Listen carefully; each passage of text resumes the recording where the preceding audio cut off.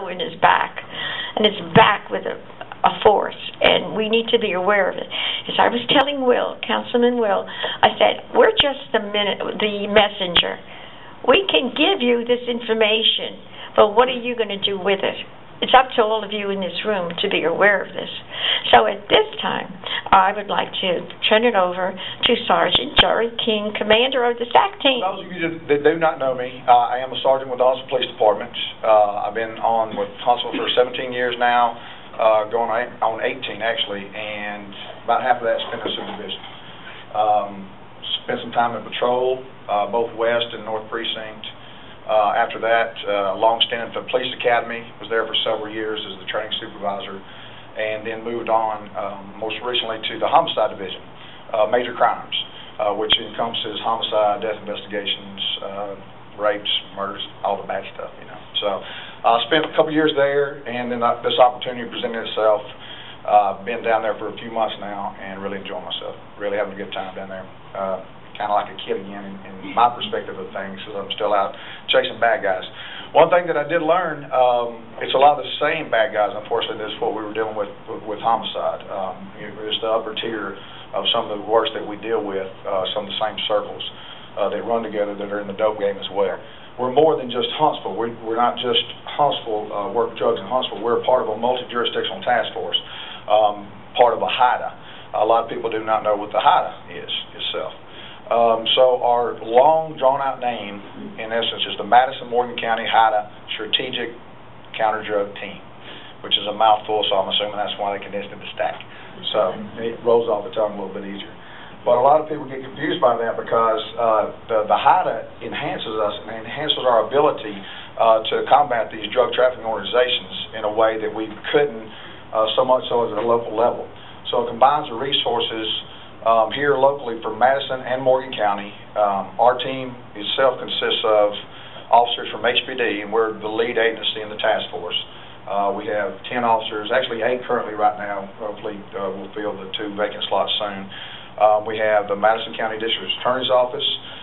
We have Madison City, Decatur City, Madison County, Morgan County, and I believe that's my list right now. Of course, we work closely with federal agencies as well. The DEA is a great resource for us, and we go back and forth, actually currently working some cases in conjunction with them. The FBI, we work with the ATF, with ICE, with the U.S. Postal Service. So basically anybody in law enforcement in that family that comes to us that asks for our help, we're going to help. We also spend a lot of time dedicate some agents into the methamphetamine. That's still a problem locally. We're going to get talk more specific into more specific drugs later, but meth is still a problem. It's still out there, and it takes a lot of time and focus into actually catching the guys, of course, but then after the fact, dealing with the leftover. That's still dangerous stuff. So we have to have special expertise in that area itself. So we have to dedicate some agents to that. And then also another facet is the diversion itself. So we have agents specifically and focused on that. And when I say diversion, that's the pill epidemic. We know that's been coming on for quite some time, and it's steadily on the rise. So let's talk a little bit about stats, kind of put some things into perspective. I just pulled some stats for the last couple of years, or for the last 2 rather. Just kind of, like I said, wrap your mind around things. In 2012, our team produced 1,270 cases for that total year. Now that's cases for various drugs, all types of drugs that we come in contact with, that we arrest or seized and made a case report for. In 2013, those numbers increased to 873. Okay. We made 415 arrests in 2012. Well, in 2013, 546. Now you ask yourself, you know, what's the increase? Well, there's the obvious factors themselves. I'd like to say that my team is just great, and I do believe this. They're some of the best out there, and they're working their butts off to do these and put these guys in jail. But you also have to account for the rise in the drugs that are out there on the street. So more drugs, more cases, more arrests. It's just how the game works. For marijuana seizures, 2012, and these are in kilograms, so I just had to do the math in your head. That's not my thing. That's why I'm a police officer. But in grams, 83,356, and just kind of put that in perspective, 1,000 grams per kilo. In 2013, just for marijuana, that increased from the 83,300 to 841,000 grams. So more than doubled the amount that we seized. So obviously, marijuana is still a problem. You know, a lot of people have different views on that. Myself in particular, it's still a crime, obviously, and there's still money associated with it, which in essence means there's still going to be violent crimes associated with it. That's just how that works. So that is still a huge problem in our area. We're seeing a lot of stuff coming in now from the West Coast, from California, from Oregon, where it is now legal, and they're shipping some of their stuff in, which, you know, it's the potency is there, and that's what it puts in demand right now. So that's a big problem. That's one of the things we work closely with the Postal Service to help combat that. Cocaine in 2012, 5,616 grams. Increased that in 2013 to 6,719. Methamphetamine, 262 grams, and increased those numbers to 421 grams. Now, those are kind of the three that you think about, or a lot of people think about the most: cocaine, the marijuana, and the meth. Now I'm going to talk about the prescription drugs. I think most people in this room are probably up to speed on the problem that's been lately and how that's been on the rise. But numbers-wise, to think about it, in 2012, we seized 8,500 pills. Okay, that increased in 2013 to 18,500 pills. Okay, that's per pill, and that's the gamut of all the pills that was out there that we seized. With heroin, 8.5 grams, we increased this past year 794 grams. Okay. Those are the two major numbers that I think is significant here. 2012 for heroin was 8.5 grams versus this past year 794 grams. Now we did have, and we'll talk a little bit more specific, some major contributions to that as far as major busts is concerned. But just because we're not busting doesn't mean it's still out there. You know, I mean, there's stuff that still gets through the cracks. So it's a scary perspective when you think of it like that. You'll see a lot of stuff that's out there now, a lot of articles, a lot of news, and everybody seems to relate the pills to the heroin. It's a cycle that goes through. And I think that's obvious based on what we're seeing out there and based on these statistics alone, the rise in each of them. Now, everybody I'm sure has seen what's going on TV right now with the Philip Seymour Hoffman. I think that's brought a lot of this to light as far as the heroin itself is concerned. And like I talked about in reference to that cycle, we've launched the war against drugs in general, of course, but put a lot more focus, a lot more emphasis and media coverage in the prescription drug problem. Well, in essence, in doing that, it's kind of shifted the gears as well, because the dope dealers, the drug organizations, they morph. They do what they got to do to get around and to adapt and to overcome the stuff that we put out there to combat them. So they're seeing this, and they're seeing what's popular. They're seeing what's out there. Where we've seen general, stereotypical, if you will, marijuana and cocaine dealers. Well, now we're catching these same guys, and it's very likely that they're going to have prescription drugs close by or in that same stash. Some of them are even going towards that more so than they are the cocaine.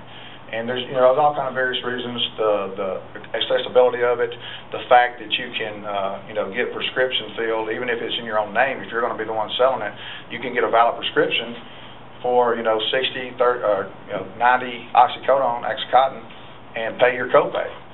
Well, then you can turn around and sell those pills for $30 on the street, and just do the math about how the cost, the return on that investment is. And they see that, they see the dollar signs, and then that turns into the epidemic itself.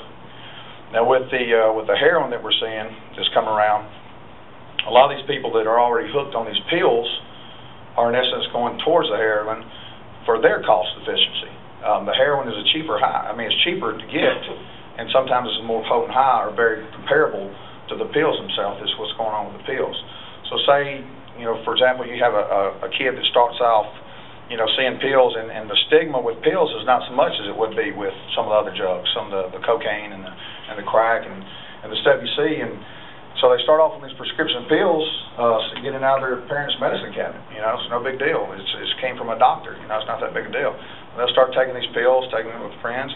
Well, eventually their tolerance starts building, or it starts evolving. Next thing you know, they're snorting them, they're smoking them, and then it turns into shooting up. Well, there you go. Now you're past that whole stigma of putting a needle in your arm. Because a lot of people you'll talk, I never would have thought. I'd never put a needle in my arm. I never would have thought I'd put a needle in my arm. Well, they're already there now because addiction has taken hold. Okay? So now they can't get to the pills, so they turn to the heroin. Once again, these dope dealers know that. They know their customer. So that's what they're putting out there. We've had an instance where we actually had a drug dealer this year that we got.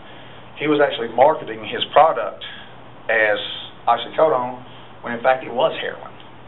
But he's selling it to the kids. They're thinking, oh, it's oxycodone, but in fact they're getting heroin, and he's getting them hooked that much quicker to get them to come back to him.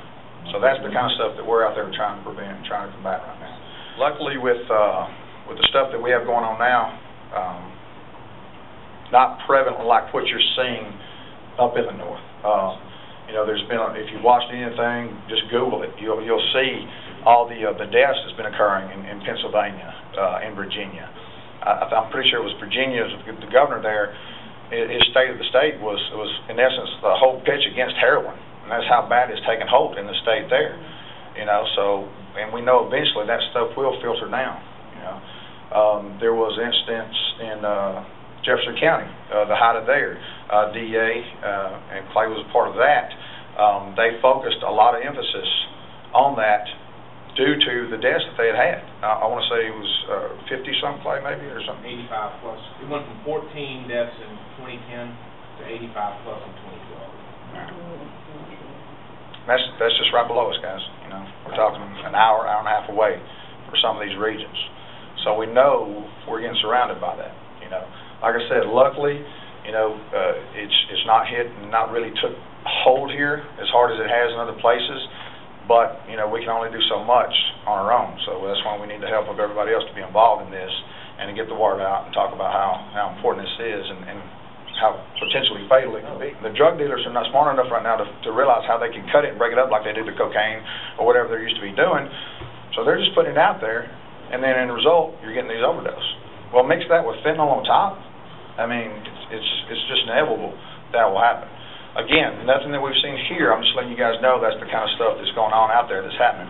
I just got a report the other day, I want to say Monday when Deborah called, from our HIDA that was talking about the fentanyl and some stuff that had happened actually in Canada where it was so potent, the officers, they were actually in there handling it with gloves, and I want to say with just the basics of a mask, still got sick after the fact just from the potency that they were dealing with. So that's kind of where we're at right now, and I hope I did my job scaring everybody like you wanted me to.